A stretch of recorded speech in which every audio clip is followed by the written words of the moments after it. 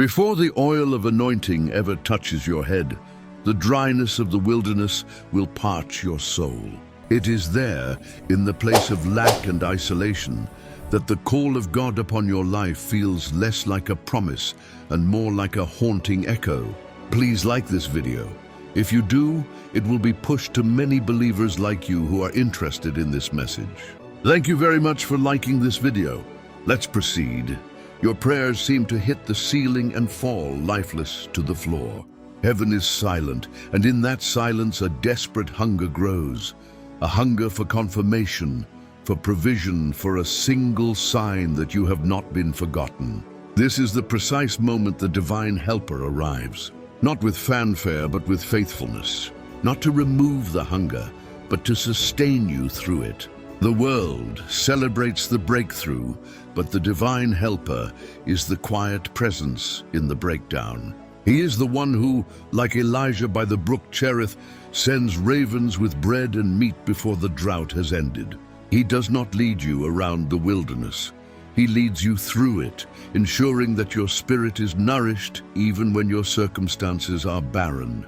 The test is not to destroy you, but to detach your dependence from every other source until He alone is your portion.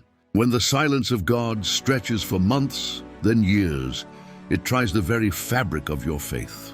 You question the call, you doubt the dream He placed in you. The temptation is to fill the silence with your own noise, to manufacture a word, to proclaim a vision you have not truly seen, to grasp for a platform before He has built the foundation. But the divine helper intercedes. He is the groaner in the gap, the one who translates the ache in your spirit into petitions too deep for words. He is the comforter who reminds you that the silence is not absence, it is the sanctification of your hearing. He is teaching you to discern the still, small voice from the clamor of your own ambition. The voice that will one day affirm your ministry must first be the only voice you are desperate to hear. And then there is the hunger in your belly. This is the most dangerous test of all. It is the gnawing need that makes the grace on your life feel like a currency to be spent. It whispers, "You are anointed." Use it, bend the rules. Turn this stone into bread, shortcut the process. Your gift is your ticket out of this hardship. This is the temptation of the hungry anointed, to manipulate the divine for the temporal, to use the Spirit's power to satisfy the flesh's craving. But the divine helper stands as your shield. He brings to remembrance the truth. Man shall not live by bread alone, but by every word that proceeds from the mouth of God. He strengthens your weary hands to hold the gift with open palms, refusing to clutch it for your own gain. He empowers you to say to the tempter, "I would rather starve with the favor of God than feast with the spoils of my own manipulation." He is the power that enables you to wait, to trust that the one who called you is also the one who will provide for you, in His way and in His time. So if you find yourself in the wilderness, surrounded by silence and gripped by hunger, do not despair. This is not your end. It is your necessary beginning. The divine helper is with you there. He is your sustenance in the famine, your patience in the silence, and your integrity in the face of temptation.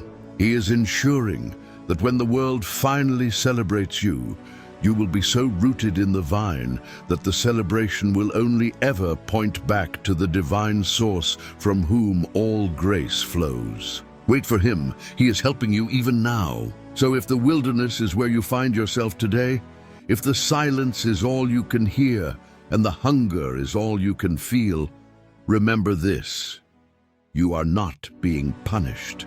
You are being prepared. Do not rush the process. Do not manipulate the promise, and do not dare believe the lie that you are alone. The divine helper is with you in the drought. He is your bread, He is your water. He is the patience in your waiting and the integrity in your trial.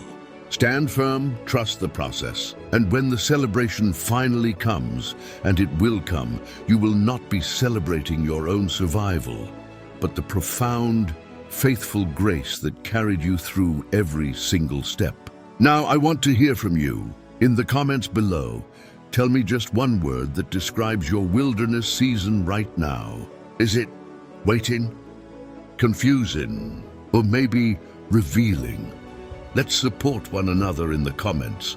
If this message met you where you are, then you cannot miss this video next. It's called When Your Obedience Feels Like a Failure. It's the perfect companion to what we just discussed. And if you haven't already, subscribe and hit the notification bell. Because this journey isn't over, and we need to stick together. Until next time, hold fast. He is faithful.